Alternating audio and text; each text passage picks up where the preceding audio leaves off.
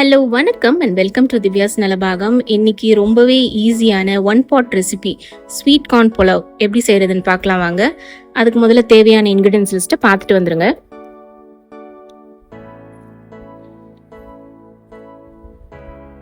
இதுக்கு ஒரு ப்ரெஷர் குக்கரில் 1 டீஸ்பூன் எண்ணெய் சேர்த்துக்கோங்க. அது கூடவே 1 டீஸ்பூன் நெய்யும் சேர்த்துக்கலாம். இதில் இப்போது 2 பட்டை, ஒரு 3-4 கிராம்பு, ஒரு 2 ஏலக்காய், ஒரு பிரிஞ்சி இலை, 1 டீஸ்பூன் சீரகம் எல்லாத்தையும் சேர்த்துட்டு நல்லா பொரிய விடுங்க. இது கூட ஒரு 2 கீர்ன பச்சை மிளகா, ஒரு பெரிய வெங்காயம் இந்த மாதிரி ஸ்லைசஸாக கட் பண்ணி சேர்த்துக்கோங்க. அதையும் நல்லா வதக்கிடுங்க.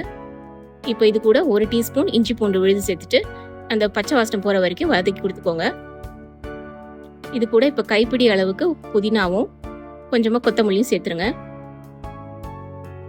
இப்போ ஸ்வீட் கார்ன் கழுவி வச்சிருக்கேன், அது 1 கப் சேர்த்துக்கலாம். அதையும் ஃபியூ செகண்ட்ஸ் வதக்கிட்டு இப்போது 1/2 டீஸ்பூன் கரம் மசாலா சேர்த்துக்கோங்க. தேவையான அளவு உப்பு எல்லாத்தையும் சேர்த்து நல்லா மிக்ஸ் பண்ணி விட்டுடுங்க. இப்போ பாஸ்மதி ரைஸை நான் ஒரு 15 நிமிஷம் ஊற வச்சுருக்கேன், 1 கப் ரைஸு, அதையும் சேர்த்துடலாம். இப்போ இது ஜென்டிலாக அந்த அரிசி உடஞ்சிராமல் கிளறி கொடுங்க. இது கூட இப்போ நான் 1.5 கப் அளவுக்கு தண்ணி சேர்க்குறேன். 1.25 கப் அளவு கூட சேர்த்துக்கலாம்.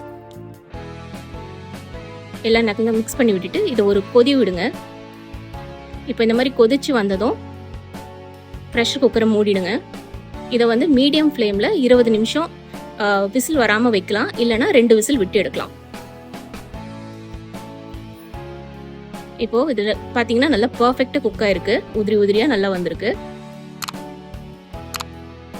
அவ்வளோதாங்க, ரொம்பவே சுவையான ஸ்வீட் கார்ன் புலாவ் ரொம்ப ஈஸியாக டக்குன்னு செஞ்சு முடிச்சாச்சு.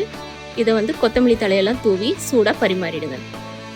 எப்படி இருக்குன்னு செஞ்சு பார்த்துட்டு உங்கள் வியூஸை கமெண்ட்ஸில் சொல்லுங்கள். தேங்க்யூ ஃபார் வாட்சிங்.